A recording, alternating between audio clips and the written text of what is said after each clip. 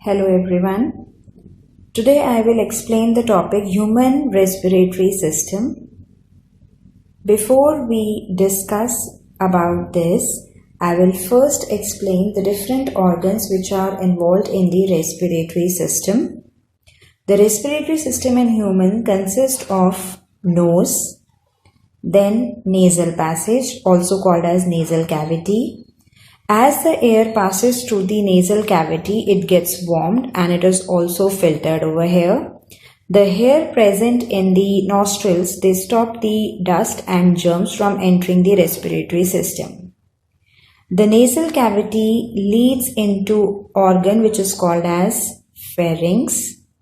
From the pharynx, the air then passes into larynx, which is also called as the voice box. The opening of pharynx into larynx is guarded by a small valve which is called as epiglottis.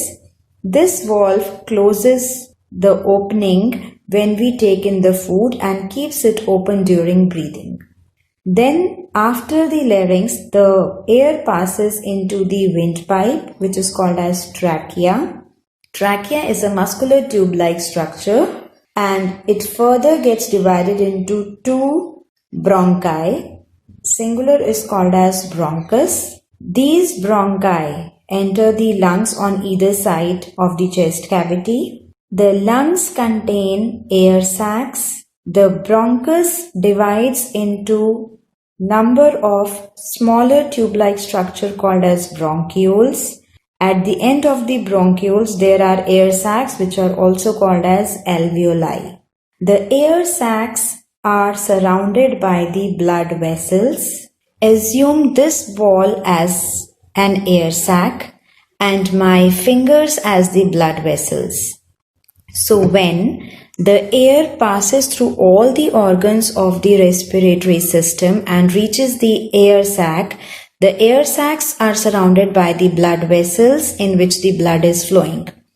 So once these air sacs are filled with the oxygen as we have inhaled in the air, the hemoglobin present in the blood which is flowing in the blood vessels, the hemoglobin will take up the oxygen from the air sacs and that oxygen will be transported to all the parts of the body. Hemoglobin will further collect the carbon dioxide from all the body parts and then bring it back here, from where the carbon dioxide will be given back to the air sacs, and from here through the bronchioles, bronchus and back to all the parts, we exhale out the carbon dioxide through nose. During the process of breathing, the lungs cannot move by themselves. It is the movement of the diaphragm and the muscles between the ribs of the chest wall that actually causes the expansion and contraction of the lungs, and that is how the breathing takes place. The process of breathing can be divided into two phases, inhalation and exhalation. Now let us discuss about that. During inhalation, the air moves into the lungs. It is the movement of the rib cage and the diaphragm that actually helps in the movement of the lungs. The muscles around the rib cage contracts, as a result of which the ribs will move upward and outward. And during this process, the diaphragm will form a flat sheet. As a result, the chest cavity and the lungs will expand during the process of inhalation. After that, the muscles around the rib cage will contract and the rib cage will move downward and inward. As a result, the diaphragm, which was earlier forming a flat sheet, it will again form dome shape. The air will be forced out of the lungs and the lungs will again contract. So this is how the process of breathing takes place. Breathing is actually a biophysical process which involves exchange of gases through the process of inhalation and exhalation.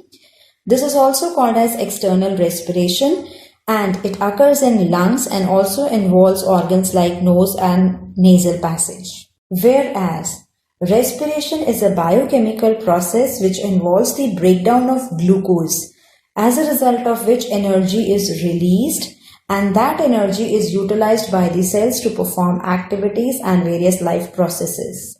The process of respiration occurs inside the cells. Thank you.